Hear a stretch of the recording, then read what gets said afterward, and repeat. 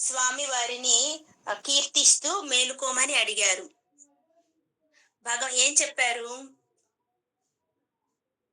నిన్నటి పాసురంలో గోపికలందరూ చేరి స్వామి వారిని ఏమని వేడుకున్నారు?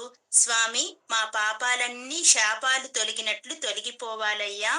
ఎలాగైతే ఆనాడు రాముడి స్పర్శతో అహల్యకి మోక్షం వచ్చిందో, అలాగే మాకు కూడా మీ స్పర్శతో మా శాపాలన్నీ పాపాల్లాగా తొలగిపోవాలి అని వేడుకుంటున్నారు. వీళ్ళు అడుగుతున్న స్నానం ఎలా ఉంది? మీ కళ్యాణ గుణాలు మీ కళ్యాణ గుణాలతో నిండిన పుష్కరిణిలో మేమందరం స్నానం ఆచరించాలి అనుకుంటున్నాం స్వామి. మాకు అలాంటి అనుగ్రహాన్ని, అలాంటి స్నానాన్ని ప్రసాదించు అంటున్నారు. స్వామివారి కళ్యాణ గుణాలు ఎన్ని అని చెప్పుకున్నాం కదా! అలాంటి కళ్యాణ గుణాలు నిండిన పుష్కరిణిలో వీళ్ళందరూ స్నానం ఆచరించాలి అనుకుంటున్నారంట. మీ ఎడబాటు మాకు అస్సలు సాధ్యం కావడం లేదు స్వామి. కాబట్టి మమ్మల్ని మీ పాద స్పర్శతో అనుగ్రహించండి అని వీరు ప్రార్థన చేస్తున్నారు స్వామివారికి. వీరు ప్రార్థనకి కరిగంట స్వామివారు ఈ పాశురంలో లేచి వారిని అనుగ్రహిద్దాము అనుకునే లోపు వాళ్ళు వెంటనే అంటున్నారంట, స్వామి ఆగు ఆగు, లేచి అలాగే వచ్చేస్తున్నావేంటి? అలా వచ్చేస్తే ఎలాగా? నువ్వు సింహంలాగా టీవీగా మీ గమనాన్ని చూపిస్తూ మా ముందుకు రండి అని ప్రార్థన చేస్తున్నారు ఈ పాశురంలో. చక్కగా ఆ సింహంతో ఎందుకు పోల్చారో, దానిలోని అంతరార్థం ఏందో ఒక్కసారి తెలుసుకుందాం మనం.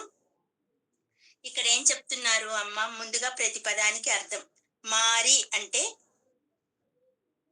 వర్షాకాలంలో, మలై ముళంగిల్ అంటే కొండ గుహల్లో, మన్ని అమరియుండి, కిడందు పరుండి, ఉరుంగుం అంటే నిద్రించు, శీరియ పరాక్రమ సంపత్తుని కలిగిన, శింగం సింహము, అరివిత్తు తెలివి పొందిన అంటే నిద్ర లేచి. వర్షాకాలంలో సింహం అంట గుహలోకి వెళ్ళి పడుకుంటుందంట, వేటకు వెళ్ళదంట. ఆ తర్వాత వర్షాకాలం పూర్తయినాక లేచి బయటికి వస్తుందంట. ఆ వచ్చే విధానం ఎలా ఉంది అని చెప్తున్నారు అమ్మ. అలాగ స్వామి వారిని కూడా రమ్మని చెప్తున్నారు. నిద్ర లేచి, తీ అగ్ని కణాలు వెదజల్లేటట్టు, విళిత్తు విళిత్తు అంటే చూచి, వేరి మయిర్ అంటే జాత్యుచితమైన పరిమళను కలిగిన సారీ పరిమళంను కలిగిన చూపులంట. అలా ఉన్నాయంట. ఇది పొంగునట్లు అంటే తన జూలు ఉంది కదా, జూలు విదిలించటం అని చెప్తున్నారు. పొంగునట్లు అంటే నిక్కబొడుచుకున్నట్లు. ఎప్పాడు అన్ని వైపులా, పేరుందు లేచి అంటే శరీరాన్ని కదిలించి, ఉదరి దుమ్ము దులుపుకొని, మూరి నిమిరిందు శరీరాన్ని సాగదీసుకొని, ముళంగి గర్జించి, పురప్పట్టు గుహ నుండి నిర్గమించి అంటే గుహ నుండి బయటికి వచ్చి, పోదరుమా పోలే అంటే వచ్చినట్లు, పూవైపు నల్లని అతసి పుష్పము వంటి, వన్న మేని వన్నెను కలవాడా, నీవు ఉన్ నీ కోయిల నిండ్రు భవనం నుండి, ఇంగనే ఇలాగే పోందరుళి వేం చేసి, కోప్పుడయ జయప్రదమైన, శీరియ గొప్పదైన, సింహాసనత్తిరుందు సింహాసనంలో వేంచేసి ఉండు, యా మేము వంద వచ్చిన, కార్యం పనిని, ఆరాయందు విచారించి, అరుళ్ అనుగ్రహించు. ఏలో రెంబావాయ్. ఏం చెప్తున్నారంటే స్వామి వారు ఎలా ఉన్నారంట? అతసీ పుష్ప సంకాసం అని శ్రీకృష్ణాష్టకంలో మనం చెప్పుకున్నాం కదా. నల్లని మేని ఛాయని కలిగి ఉన్నాడంట. అతసీ పుష్ప సంకాసం వంటి వాడంట స్వామివారు. అలాంటి ఓ శ్రీకృష్ణ, వర్షాకాలంలో కొండ గుహల్లో సుఖంగా నిద్రిస్తుంది ఎవరు? సింహము. ఆ వర్షాకాలం అయిపోయిన తర్వాత వేటాడడానికి నిద్ర లేచి బయటికి వస్తుంది. ఎలా వస్తుంది? నిప్పు కణాలు వెదజల్లేటట్టు తీక్షణంగా చూస్తూ తన జూలును విదిలించుకొని పైకి లేచి శరీరాన్ని బాగా సాగదీసి గర్జించి గుహ నుండి బయటికి వస్తుంది. అది ఎలాగో, ఆ సింహం ఎలా వస్తుందో బయటికి, నీవు కూడా నీ శయ్యాగృహం నుండి బయటికి వచ్చి సభామండపంలో నీవు అధిష్ఠించడానికి సరిపోయే గొప్పదైన సింహాసనాన్ని ఏర్పాటు చేశాము. అలాంటి గొప్పదైన సింహాసనంలో వేంచేయండి. అప్పుడు మేము వచ్చిన ప్రయోజనం ఏంటో మీకు చెప్తాము. ఆ దాన్ని గమనించి మీరు మమ్మల్ని అనుగ్రహించండి అని చెప్తున్నారు వివరంగా ఈ పాశురంలో. ఒక్కొక్క లైన్‌కి మనం అర్థం చూసుకుంటే బాగా అర్థమవుతుంది.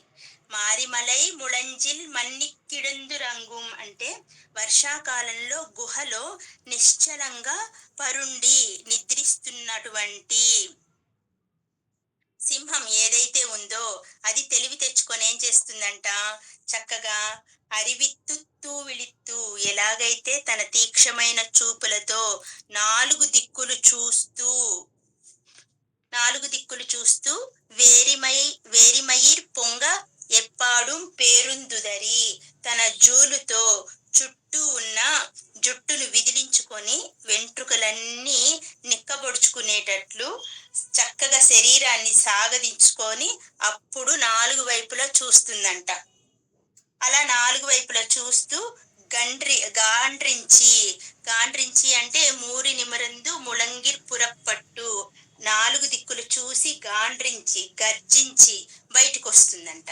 అలాగ మీరు కూడా పోదరుమా పోలే నీ పూవై పూవన్నా మీరెలాంటి వారు, అలా బయటికి అది వస్తుంది. ఆ సింహం వలె మీరు కూడా రావాలి, మీ ఆగమనం కూడా ఆ సింహగమనం వలె ఉండాలి అంటూ ఈయన్ని పొగుడుతున్నారు. ఏమని, ఈయన ఎలా ఉన్నాడంట, అతసీ పుష్పం లాగున్నాడంట. చక్కని నీలి రంగు ఛాయని కలిగి ఉన్నాడంట, నీలిమేని ఛాయని కలిగి ఉన్నారంట. ఆ సింహం ఒక్కసారిగా బయటికి వస్తే తట్టుకోగలమా? లేదు లేదు, అది అలా ఒక్కసారి బయటికి రాగానే చూసిన జంతువులన్నీ భయపడతాయి కదా, అలాగే మీరు ఒక్కసారిగా అలా బయటికి వస్తే మేము తట్టుకోలేము. అసలుకే మీరు అందగాడు సుకుమారులు కాబట్టి నీలిమేఘ ఛాయ కలిగిన వారు, అతసీ పుష్ప సంకాసం మీరు, మీ సుందరమైన సుకుమారమైన మీ దివ్య మంగళ స్వరూపాన్ని ఎలాగ మాకు చూపించాలంటే, ఆ సింహం ఎలాగైతే తన జూలుని సవరించుకొని నిదానంగా శరీరాన్ని సాగదీసుకొని బయటకు వస్తుందో అలాగ కావాలి, అలాగ మీరు రావాలి. ఉన్ కోయిల్ నిన్రింగనే పోందరుళి అటువంటి మీ తిరుమేనిని మాకు దర్శనం కలిగించే భాగ్యాన్ని మాకివ్వండి.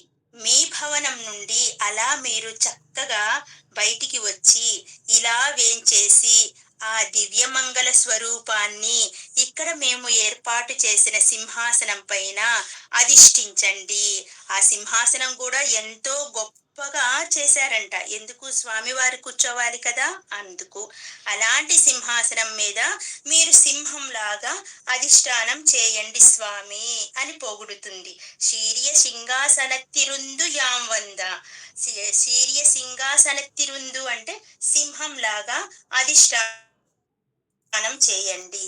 అప్పుడు ఏం చేస్తారంట, యాం వంద, అప్పుడు మేమందరం వచ్చి మేము వచ్చిన పని ఏంటో మీకు చెప్పి ఆరాయందు అరందేలో రెంబావాయ్ అప్పుడు మీకు చెప్తాము. మేము వచ్చిన పని ఏంటో మీకు చెప్తాము.